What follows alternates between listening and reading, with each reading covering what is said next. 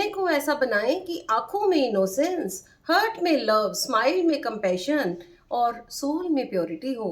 अगर आपको भी कोई हेल्थ चैलेंज है, आपकी भी लाइफ में कोई प्रॉब्लम है, कोई नेगेटिव इश्यूज हैं, आपको माइंड में कोई स्ट्रेस है, फियर है, या आपको भी कोई स्लीप इश्यूज हैं, या किसी पुरानी बातों में आप फंसे हुए हैं, तो ये वीडियो नेचुरली आपके लिए ही है।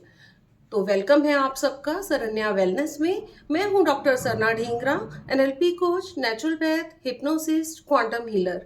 आज हम बात करते हैं अपने सोचने के तरीके पर। लोग अक्सर कहते हैं कि लाइफ कॉम्प्लिकेटेड होती जा रही है। एक्चुअली में सच्चाई ये है कि कॉम्प्लिकेटेड लाइफ नहीं हो रही, हमारे अंदर से कॉम्प्लिकेशंस हो रहे हैं। हम खुद अपने माइंड को कॉम्प्लिकेटेड करते जा रहे हैं। हम अक्सर ये कह देते हैं स्ट्रेस, गुस्सा, डर, एंजाइटी, ये सब तो नॉर्मल है। किसी भी सिचुएशन में हम ये सोच लेते हैं, जैसे अब कोविड आया, कोविड में हमने सोचा कि डर तो नॉर्मल है। तो हम एक्चुअली में नॉर्मल की डेफिनेशन को ही गलत ले रहे हैं। जब हमारा माइंड ही नॉर्मल नहीं होगा तो बॉडी कैसे नॉर्मल होगी? क्योंकि मेरी हर वाइब्रेशन कहाँ से रिलीज हो रही है? यहाँ से रिलीज हो रही है। मेरी हर वाइब्रेशन यहाँ से रिलीज होके बॉडी को जा रही है। और मैंने कहा स्ट्रेस तो नॉर्मल है, गुस्सा नॉर्मल है, चिंता, जेलस, कंपटीशन, कंपैरिजन, ये सब नॉर्मल है, ग्रीड नॉर्मल है। तो मेरी नॉर्मल की डेफिनेशन ही बिल्कुल गलत होती जा रही है। और जो नॉर्मल की डेफिनेशन में बना रही हूँ वो मेरी बॉडी रिएक्शंस चेंज कर रही है, और इस तरह से मेरे बॉडी एक्शंस, मेरे हेल्थ इश्यूज सब उसी के अकॉर्डिंग जाते जा रहे हैं। अब इसकी विपरीत अगर मैं बोलती हूँ शांति नॉर्मल है, खुशी नॉर्मल है, हैप्पीनेस नॉर्मल है, आनंद नॉर्मल है, तो नेचुरली जब मैं यहाँ से जो थॉट जनरेट कर रही हूँ वो मेरे बॉडी एक्शन भी उसी हिसाब से कन्वर्ट करेगा। तो मेरे सारे एक्शंस कैसे हो जाएंगे? नॉर्मलाइज। तो इस तरह से मैं जो जनरेट कर रही हूँ वो यहाँ से जनरेट कर रही हूँ। तो आज हम बीमार होते हैं, डॉक्टर के पास जाते हैं, डॉक्टर मेडिसिन देता है और फूड हैबिट्स भी हमारी को चेंज कर देती हैं, लेकिन साथ ही वो एक चीज़ और पे जोर देते हैं कि आपको स्ट्रेस नहीं करना है। स्ट्रेस करोगे तो आप इतने बीमार भी हो सकते हो, हार्ट अटैक या डेथ तक भी जा सकते हो। और हम उसी स्ट्रेस को बोल रहे हैं कि ये नॉर्मल है। तो हम क्या जनरेट कर रहे हैं डे बाय डे? अपने अंदर डिसीजेस को हम डिसीजेस की तरफ बढ़ते जा रहे हैं, हम डिसीजेस के हार्मोन्स जनरेट कर रहे हैं। तो हमें ये समझने की ज़रूरत है कि डिसीजेस की एक्चुअली जड़ कहाँ है।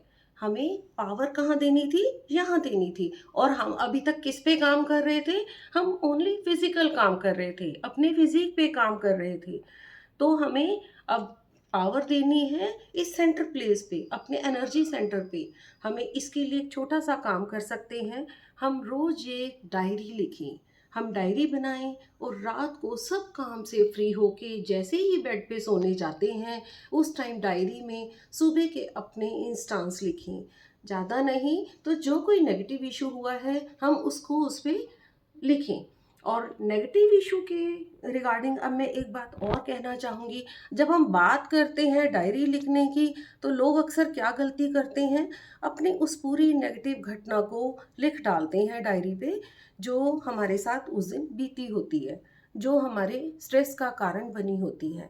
लेकिन यहाँ हम गलत कर रहे हैं। यहाँ करना ये है कि हमें जो हमारे स्ट्रेस का कारण बनी थी बात, जो नेगेटिव इशू हुआ था हमारे साथ, हमें उसे पूरा का पूरा रिपीट ना करके हमें उसमें हमारी कहाँ गलती थी, हम कहाँ पे पश्चाताप कर रहे हैं, या हमें अगर उनकी गलती थी तो हमें वहाँ माफ़ करना है, तो हमें वो अपने रियलाइजेशंस लिखनी है। उसमें हमें उसमें वो सॉरी लिखना है। जहाँ अगर मेरे से गलती हुई तो मैं उसे सॉरी मांग रहा हूँ, या उनकी गलती थी तो मैं उन्हें सॉरी कर रहा हूँ। हमें इस तरह की रियलाइजमेंट लिखनी है। I am sorry, I forget, blessings, ये सब हमें जनरेट करते हुए लिखना है, ये फीलिंग जनरेट करनी है और सो जाना है। अब इसके पीछे का लॉजिक क्या है? जब हम सोने जाते हैं हमारा सबकॉन्शियस माइंड एक्टिवेट होता है और पहले से भी ज़्यादा एक्टिवेशन में मोड में आना शुरू हो जाता है।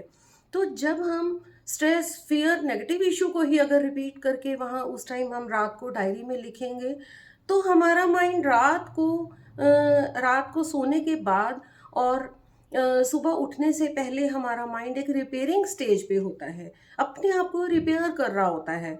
तो सबकॉन्शियस माइंड में जब हम वो रिपीटेशन ऑफ नेगेटिव इशू करेंगे, तो वो हमारा सबकॉन्शियस माइंड माइंड की रिपेयरिंग के टाइम क्या जनरेट करेगा, कौन से न्यूरॉन्स जनरेट करेगा, नेगेटिव न्यूरॉन्स जनरेट करेगा।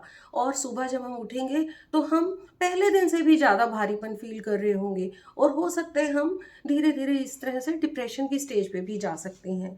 इसके विपरीत अगर हम रात को सोते टाइम सॉरी फील करेंगे, गॉड का थैंक यू करेंगे, या जिनके साथ हमारे इश्यूज हुए उनको हम माफ़ कर देंगे, वो वाली फीलिंग्स जनरेट करके सोएंगे, तो नेचुरली हमारे माइंड के न्यूरॉन्स कन्वर्ट होंगे, और आपस में न्यूरॉन्स पे न्यूरॉन्स जब जनरेट होंगे, नए न्यूरॉन्स पैदा होंगे, तो वो हमारे कौन से सेल्स को बनाएंगे, वो हेल्दी एनवायरनमेंट क्रिएट करेंगे और हेल्दी सेल्स को आगे जनरेट करेंगे।